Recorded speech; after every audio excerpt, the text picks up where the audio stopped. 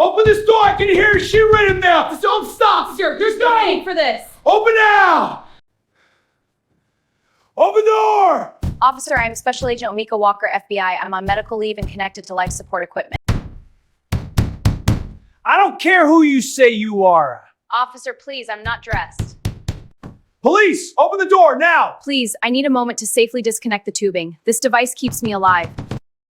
The doorbell camera at apartment 4B, Prestwick Luxury Suites, started recording at 2:14 a.m. on a Tuesday in January 2024. The hallway was a study in sterile silence, plush charcoal carpet, recessed lighting casting soft amber pools every 10 feet, the distant hum of climate control the only sound. Then came the footsteps, heavy, deliberate, the kind of march that announced arrival like a battering ram. Officer Dennis Jackson appeared in frame, hand already resting on his service weapon, jaw set with the expression of a man who'd already decided this was going to end one way. At 45, Jackson moved with that particular swagger that comes from 23 years of believing a badge gives you the right to be judge, jury, and executioner in the hallways of those people. What the doorbell camera was about to capture in the next 180 seconds would become the most expensive piece of evidence in the department's history. It would cost the city $2.2 million, destroy Jackson's career in a single federal courtroom session, and send him to federal prison for 7 years. When Jackson's lawyer finally watched the footage, he'd close his laptop, look his client in the eye, and say 3 words, "You're going away." But here's what makes this case extraordinary. The woman inside apartment 4B wasn't some random resident. She wasn't having a party, wasn't screaming, wasn't in distress. Special Agent Omika Walker, 65 years old, 40-year FBI veteran with top-level security clearance, was sitting at her dining room table at 2:14 in the morning reviewing cold case files.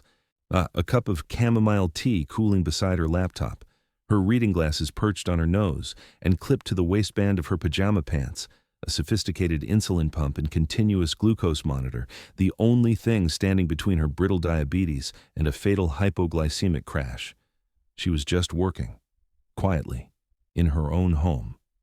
And in the next 3 minutes, Officer Dennis Jackson would make a series of decisions so catastrophically illegal, so violently ignorant, that the doorbell footage would become mandatory viewing at federal law enforcement training centers, not as an example of what to do, but as a case study in how racism, ego, and incompetence can destroy a life with a single kick. They say people don't want to hear these stories anymore, that we're all tired of police misconduct cases. But if you're still you're proving them wrong. Share this story. Save it. Make sure cases like Omika Walker's don't disappear into silence. Now, let's continue. Omika Walker didn't look like what people imagined when they heard Special FBI Agent. At 65, she was a petite woman with silver locks she'd worn since her 50s, laugh lines that deepened when she smiled, and a quiet intensity that came from 4 decades of hunting down the worst predators America had to offer. She'd started with the Bureau in 1984, one of the first black women in the Violent Crimes Against Children unit. She'd worked cases that made headlines and cases that never made it past sealed courtroom doors. She'd interviewed serial killers, rescued trafficking victims, and testified in federal trials that sent monsters away for life. Her colleagues called her the Wall because once she locked onto a case, nothing could move her off it. Defense attorneys feared her on the stand because she never forgot a detail, never lost her composure, and could recite evidence from memory like she was reading from a transcript. Prosecutors loved her because she did the work, no shortcuts, no assumptions, everything documented and airtight. But in 2023, the diabetes that had been a manageable nuisance for 15 years turned vicious. What endocrinologists call brittle diabetes, the kind where blood sugar levels swing wildly without warning, where a missed meal can trigger seizures and a miscalculated insulin dose can mean death. The pump wasn't a convenience, it was an external organ. The continuous glucose monitor read her blood sugar every 5 minutes and automatically adjusted insulin delivery through a thin plastic cannula inserted just below the skin of her abdomen. Without it, Omika would be measuring her life in hours, not years. That's what she was trying to explain to Officer Jackson through the door. that the tubing connecting the pump to her body couldn't just be yanked free. That sudden disconnection could cause the cannula to tear tissue, trigger bleeding, spike her glucose levels into dangerous territory. But Jackson had already decided this was defiance, not medical necessity. The tactical kick came at 2:16 a.m. The physics were brutal and simple. 1,200 pounds of force concentrated into the deadbolt mechanism. Wood splintered. The door exploded inward, the edge catching Walker square in the shoulder as she tried to step back. She went down hard, her 110-pound frame no match for the momentum, and in that half-second of impact, the insulin pump, clipped to her waistband, caught on the doorframe. The plastic clip snapped with a sound like a breaking wishbone. The cannula, still embedded in her abdomen, ripped free as she fell. The pain was immediate and searing. Not just the physical tear of plastic exiting flesh, but the body's instant alarm. Blood sugar regulation severed, the automated system that kept her alive suddenly offline. The pump hit the hardwood floor with a clatter, its screen flashing red error messages, the detached tubing leaking insulin in a small, useless puddle. Jackson stepped over her. His boot came down on the device with full weight, grinding it into the floor. Plastic cracked. The screen shattered. "You won't need your toys where you're going," he said, his voice carrying that particular contempt reserved for people he'd already decided were lying. What Jackson didn't understand, what he couldn't understand because he'd never bothered to learn, was that he'd just destroyed the only thing preventing a medical emergency that could kill Amika Walker in less than an hour. Hypoglycemia doesn't announce itself with sirens. It starts quietly. The body burning through its glucose reserves, the brain, which runs entirely on sugar, beginning to starve. Amika felt it within 90 seconds, the cold sweat first, breaking across her forehead and the back of her neck. Then the trembling in her hands, her fingers struggling to grip the floor as she tried to push herself up. Her vision started to narrow, was peripheral awareness fading like someone was slowly closing curtains. The cognitive decline came next, words becoming harder to form, thoughts scattering like marbles across a tilted floor. "Officer," she managed, her voice already slurring. "Medical? Emergency? Call paramedic?" Jackson glanced down at her, hand still on his weapon, and sneered.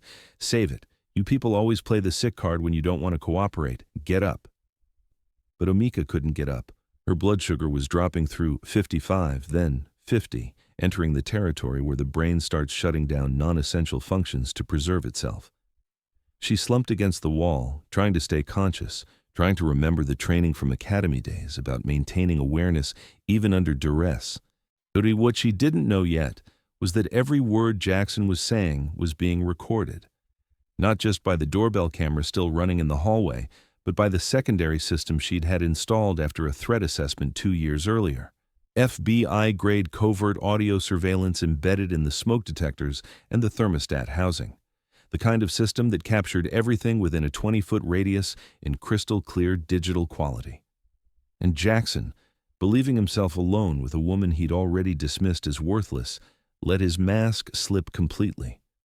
As he moved through her apartment, yanking open closet doors and rifling through her desk drawers without a warrant, without probable cause, without any legal authority whatsoever, he muttered a steady stream of racial slurs. The N-word. Ghetto.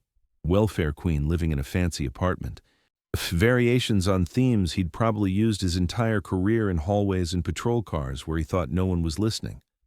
But the microphones were listening, recording, time-stamping, creating an evidentiary record that would strip away any possible defense of good faith mistake or heat of the moment. This was premeditated contempt. This was racism weaponized behind a badge. By the time Amika's vision started to gray out completely, her glucose level had crashed to 38. Medical textbooks define anything below 40 as a severe hypoglycemic event requiring immediate intervention. Without it, seizures, coma, death. Jackson stood over her unconscious body and pulled out his phone to call for backup. Not a medic. Backup. Because in his mind, this was still an arrest, not a catastrophe of his own making. Eugenie had no idea that 6 minutes earlier, Omika's trembling hand had found the panic button clipped inside her pocket, the FBI-issued emergency beacon that every agent on medical leave carries. and that right now a federal tactical response team was already in the elevator, heading to the 4th floor. The panic button was a small device, roughly the size of a car key fob, that every FBI agent on medical leave or extended assignment away from the field carries clipped inside a pocket or purse. It's not dramatic, no flashing lights, no audible alarm. Press it once, and a silent signal transmits to the nearest FBI field office with GPS coordinates, agent ID, and an automatic escalation protocol. Press it twice, and it becomes a federal emergency, triggering immediate tactical response. Amika Walker, but even as her blood sugar plummeted and her vision tunneled, had managed to press it 3 times before her hand went slack. At 2:18 a.m., the Cincinnati field office's night desk received the alert. Special Agent Amika Walker, badge number 4721, Prestwick Luxury Suites, Apartment 4B, medical distress signal. The protocol was clear and unambiguous. Treat every agent panic button activation as a potential life-threatening situation until proven otherwise. The on-call tactical team was rolling within 90 seconds, but at the exact same moment, in a dispatch center 12 miles away, a supervisor was pulling up the original call log that had sent Officer Dennis Jackson to Prestwick in the first place. It was a routine audit, checking response times and unit locations for the overnight shift. And that's when the discrepancy appeared on the screen in harsh, undeniable clarity. The gas leak emergency call at 1:47 a.m. had listed the address as 2847 Prestwick Commons Boulevard, not Prestwick Suites. Prestwick Commons, a mid-rise apartment complex 3 miles away on the opposite side of the city, where maintenance had indeed reported a suspected natural gas odor in the basement mechanical room. Jackson had gone to the wrong building entirely. Not the wrong apartment, the wrong address, the wrong complex. There was no emergency at Prestwick Luxury Suites, there never had been, which meant every action Jackson had taken, the forced entry, the destruction of property, the search of the apartment, had been without legal justification of any kind. Not officer safety, not exigent circumstances, not probable cause. This was a constitutional violation so clear-cut that the dispatcher felt her stomach drop as she reached for the radio to recall him. But she was already too late. The elevator doors at Prestwick Luxury Suites opened at 2:24 a.m., and what emerged was the difference between a badge and a profession. 6 FBI tactical operators in full kit, ballistic vests, rifles, coordinated movement that comes from thousands of hours of training. They didn't storm down the hallway. They moved with controlled precision, 2 clearing corners, 2 holding the corridor, 2 advancing to the door of 4B, which hung askew on its broken hinges. The contrast to Jackson's lone wolf brutality was absolute. This was what law enforcement looked like when it was done by people who understood that the authority came with accountability. The lead operator, a 15-year veteran named Marcus Cole, stepped through the doorway and instantly assessed the scene. Unconscious woman on the floor. The lone uniformed officer standing over her with his phone out. Shattered medical device, the smell of spilled insulin. Cole's voice was calm, but carried the weight of federal authority that made Jackson's entire body go rigid. Columbus PD, step away from the subject and identify yourself. Jackson turned, and for the first time in the entire encounter, his face showed something other than arrogance. It showed terror. Pure, animal terror. Because standing in that doorway weren't civilians he could intimidate or fellow local cops who might cover for him. These were federal agents with weapons trained on center mass, badges that outranked anything he'd ever carry, and the legal authority to detain a police officer the same way they'd detain any other suspect. Officer Dennis Jackson, Columbus PD, he stammered. I was responding to a gas leak emergency. There's no gas leak here, Officer Jackson, Cole said, his tone flat. Put your weapon on the floor, slowly. Then step back against the wall with your hands visible. The power shift was immediate and total. Jackson, who'd kicked down a door 2 minutes earlier like he owned the world, was now being disarmed by men who actually understood what constitutional authority meant. One operator secured Jackson's service weapon while another called for medical. But the FBI didn't wait for city paramedics. They had their own tactical medic, a former Army Special Forces corpsman named Sarah Chen, who was already kneeling beside Amika with a glucometer. Blood sugar's at 34, Chen called out, her voice urgent but controlled. V, she's minutes from seizure protocol. She pulled a preloaded glucagon injection pen from her med kit, the emergency treatment for severe hypoglycemia that forces the liver to dump stored glucose into the bloodstream. The injection went into Omika's thigh, and Chen started a timer on her watch. Glucagon takes effect in about 5 to 15 minutes if it's going to work. If Omika's blood sugar didn't start climbing in that window, they'd need to start an IV dextrose line and transport immediately. The educational reality of hypoglycemic emergencies is stark and unforgiving. The brain consumes roughly 120 grams of glucose per day, about 20% of the body's total energy, despite being only 2% of body weight. When blood sugar drops below 40 milligrams per deciliter, the brain literally begins to starve. Cognitive function deteriorates, motor control fails, consciousness fades. Below 30, seizures become likely. Below 20, permanent brain damage or death. Omika Walker was at 34 and falling when Chen administered the glucagon. At 2:31 a.m., 7 minutes after the injection, Omika's eyelids flickered. Chen checked the glucometer again. 52 milligrams per deciliter, rising. Not safe yet, but climbing. She's responding, Chen reported. We need transport to University Medical for observation and pump replacement, but she's stabilizing. Jackson, still pressed against the wall with 2 operators watching him, finally seemed to understand the magnitude of what he'd done. The woman he'd called a liar, whose medical device he'd crushed under his boot while accusing her of faking, was a federal agent who'd nearly died because of his actions.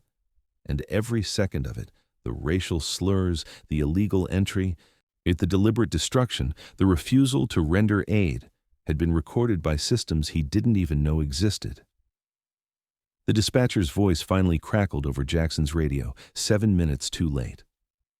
All units, be advised, the gas leak call was for Prestwick Commons, not Prestwick Suites. If any unit responded to the wrong location, please advise. Operator Cole looked at Jackson with an expression that wasn't anger, it was something colder.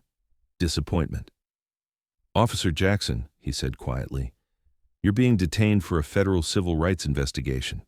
You have the right to remain silent. The internal affairs interview took place 72 hours after the incident, in a windowless room at Columbus PD headquarters that smelled like old coffee and institutional disinfectant. Officer Dennis Jackson sat across from 2 investigators with his union representative beside him, and he had a story ready. He'd rehearsed it, refined it, built it on 23 years of watching officers talk their way out of complaints. I responded to an emergency gas leak call at Prestwick, Jackson began, his voice steady with practiced confidence. When I arrived at the apartment, I could smell a distinct odor, sharp, chemical. I announced myself multiple times. The occupant refused to open the door. I heard mechanical sounds, beeping. In my training and experience, improvised explosive devices often have timers that emit similar sounds. He paused, letting that sink in. I made the decision to breach for public safety. When I entered, I observed what appeared to be a detonator device on the subject's waistband. I secured the scene and called for backup. The subject became combative, and the device was dislodged during the struggle. It was a masterclass in police report language. Officer safety, training and experience. Appeared to be. Every phrase carefully chosen to invoke the magic words that usually make complaints disappear. Jackson had filed variations of this report a dozen times over his career, and it had always worked before. The lead investigator, a 20-year veteran named Patricia Morrison, listened without expression. Then she opened her laptop and turned it to face Jackson. Officer Jackson, I'm going to show you some video evidence. This is the doorbell camera footage from apartment 4B, time-stamped and unedited. The screen showed Jackson approaching the door, no sniffing the air, no pausing to assess a gas odor, and just a man marching down a hallway with his hand already on his weapon. Then came the audio, crystal clear, every word. Open this door. I can hear machinery running in there. Officer, I am Special Agent Omika Walker, FBI. I'm on medical leave and connected to life support equipment. I don't care if you're the director. You've got 3 seconds. Morrison let it play through the breach, through Jackson stepping on the insulin pump, through his dismissive comment. You won't need your toys where you're going. Then she stopped the video.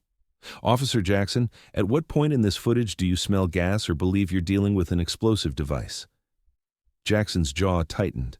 His union rep leaned over, whispered something, but Jackson waved him off. The camera doesn't show everything. What I observed— Let's talk about what you observed, Morrison interrupted. She pulled up a second file. This is the audio recording from FBI-grade surveillance equipment installed in apartment 4B. It captures everything that happened after you entered. She pressed play. What came through the speakers made Jackson's union representative close his eyes. The racial slurs, the muttered contempt. Ghetto trash living in a place like this. The sound of drawers being yanked open, papers rustling. Probably dealing drugs out of here. And then, chillingly clear, the crunch of plastic under boot in Jackson's voice.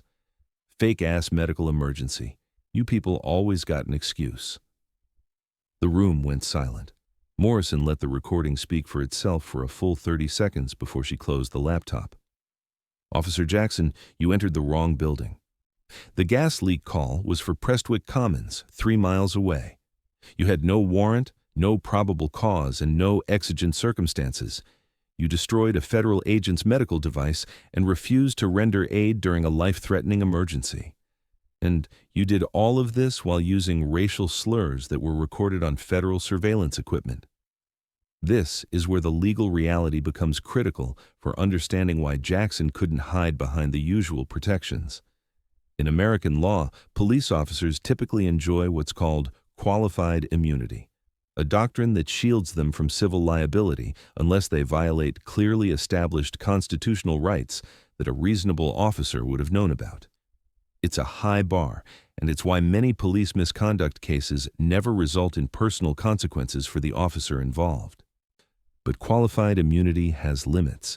It doesn't protect officers who act in ways that are objectively unreasonable.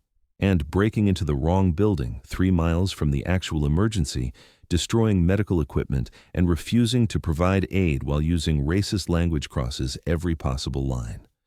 When Amika Walker's civil rights attorney, a federal litigator named David Chen, who'd spent 15 years prosecuting police misconduct cases, filed the lawsuit, his motion to deny qualified immunity was a surgical dismantling of Jackson's defenses. The legal logic was ironclad. No reasonable officer could believe that breaching an apartment at the wrong address for an emergency that didn't exist at that location fell within constitutional boundaries. This wasn't a split-second decision in a chaotic situation. This was negligence compounded by malice. The address error eliminated any claim of good faith. The recorded slurs eliminated any claim of race-neutral enforcement. The destroyed medical device and refusal to call for help eliminated any claim of concern for public safety. But what made the case truly damning wasn't just the single incident, it was the pattern. When Morrison pulled Jackson's personnel file, what emerged was 12 years of complaints that had been quietly resolved, buried, or dismissed by supervisors who valued loyalty over accountability. Excessive force complaints from 2015, 2017, and 2019, all involving black suspects, all closed as unfounded despite witness statements. A formal reprimand in 2018 for using racial language in a holding cell, reduced to a written warning after union intervention. 3 citizen complaints about illegal searches during traffic stops, all of which had disappeared into the bureaucratic void of he said, she said determinations. The pattern showed what internal affairs investigators call historical propensity, evidence that this wasn't an isolated incident, but the culmination of years of unchecked bias. Jackson had been protected by the good old boys network, the unwritten code that officers don't testify against officers, that complaints are part of the job, that the public doesn't understand the realities of police work. But the doorbell camera understood, the FBI audio surveillance understood, and federal prosecutors, who don't answer to local police unions or city politics, understood that Officer Dennis Jackson had finally committed crimes so documented, so clearly unconstitutional, that no amount of professional courtesy could save him. The federal courtroom in Columbus was packed on the day Amika Walker took the stand. It was October 2024, 9 months after the incident, and the trial had drawn national attention, not just for the video evidence, but because it represented something larger than one bad officer. This was about whether the system could still deliver accountability when the evidence was undeniable. Omika walked to the witness box with the same quiet dignity she'd carried through 40 years of FBI service. She wore a navy suit, her silver locks pulled back and clipped to her waistband, visible to everyone in the courtroom, was her new insulin pump, a constant reminder of what had nearly been destroyed. At 65, she looked like someone who'd spent a lifetime in pursuit of justice and wasn't about to stop now. Across the courtroom, Dennis Jackson sat at the defense table in a suit that hung loose on his frame. And he'd lost weight during the months of suspension and investigation. His hands trembled slightly when he reached for water. The arrogant swagger captured on the doorbell camera was gone, replaced by the hollow-eyed stare of a man watching his entire life collapse in real time. The prosecutor walked Omika through that night, the cold methodology of legal examination. What time did she hear footsteps? What exactly did she say through the door? When did she realize her medical device was destroyed? Omika's answers were precise, measured, free of emotion. She didn't need to embellish. The facts were damning enough. The jury deliberated for 4 hours. They returned guilty verdicts on 2 federal charges, deprivation of rights under color of law and felonious assault resulting in bodily harm. These weren't local charges that might disappear into plea bargains and administrative discipline. These were federal crimes under Title 18 U.S.C. Section 242, the law that makes it illegal for anyone acting under government authority to willfully deprive a person of constitutional rights. The sentencing hearing came 3 weeks later. Federal Judge Raymond Martinez, a former prosecutor with a reputation for measured rulings, delivered remarks that would be quoted in law schools for years to come. "Officer Jackson," he began, his voice carrying the weight of judicial authority, "you violated the most fundamental principle of American law enforcement. The badge does not grant you the right to break the law, it obligates you to uphold it. When you kicked down that door at the wrong address, you weren't acting as a police officer. You were acting as a criminal wearing a uniform." Judge Martinez explained the concept of color of law in terms that made it accessible to everyone in the courtroom. Color of law means misuse of power possessed by virtue of state authority. It means using your position as a police officer to do things that would be crimes if done by any other citizen. Breaking into someone's home is burglary. Destroying their property is vandalism. Refusing to help someone in medical distress is criminal negligence. The fact that you wore a badge while committing these acts doesn't excuse them. It makes them worse because you betrayed the public trust. The sentence was 7 years in federal prison, the maximum allowed under the statute. No parole, no early release. Jackson's peace officer certification was permanently revoked, not just in Ohio but nationwide through the National Decertification Index. He would never hold a badge again. But the criminal case was only half of the reckoning. The civil lawsuit against the city of Columbus resulted in a $2.2 million settlement, and the breakdown of that figure tells its own story about accountability. $500,000 for medical expenses and future care. Omika's diabetes management would require specialized treatment for life. $700,000 for pain, suffering, and emotional distress, and $1 million in punitive damages specifically designated to acknowledge systemic failure. The city didn't just pay money. They admitted in the settlement agreement that Jackson's misconduct was the result of inadequate supervision, insufficient training, and a departmental culture that failed to address documented patterns of bias. That admission, that public acknowledgement of systemic failure, mattered more to Omika than the money, because it meant the next victim might have institutional support, not institutional cover-up. Omika used the settlement to establish the Walker Defense Initiative, a nonprofit that provides 2 critical services: legal counsel for victims of police misconduct who suffer from chronic illnesses, and medical advocacy to ensure that officers receive training on recognizing and respecting medical devices. The initiative has already assisted 43 families, preventing cases like Omika's from ending in tragedy. But perhaps the most lasting impact is educational.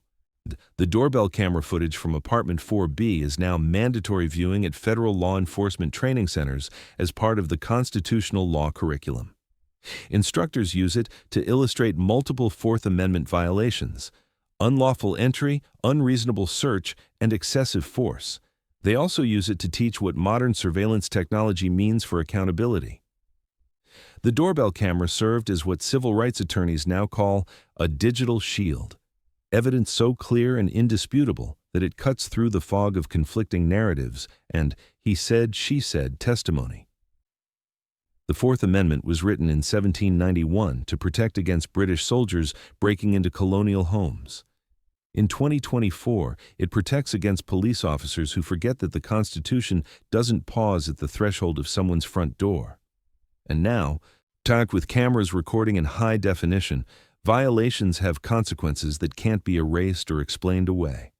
On a quiet evening in November 2024, Omika Walker sat in her repaired apartment, the door now reinforced, the frame rebuilt, and watched the sunset through her living room window. Her new insulin pump hummed quietly on her hip, more advanced than the one Jackson destroyed, with backup alerts and fail-safes. On her laptop screen was a draft proposal for expanding the Walker Defense Initiative to 3 more cities. She wasn't a victim anymore. She was something more dangerous to corrupt systems. She was a warning, a living reminder that the badge doesn't make you untouchable and that cameras are watching, always watching. Thank you for staying with us through Omika Walker's story. If you made it this far, you're exactly the kind of person who understands why these cases matter. Here's the lesson. Know your rights. Document everything. Technology is your shield when the system fails. If this story opened your eyes, hit that subscribe button.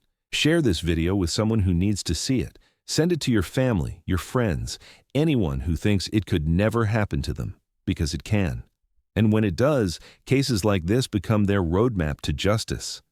We've got another story dropping tomorrow, one that'll challenge everything you think you know about civil rights in America. And if you haven't seen our previous video on the screen right now, watch it next. Trust me, you won't regret it. Stay informed, stay protected. We'll see you tomorrow.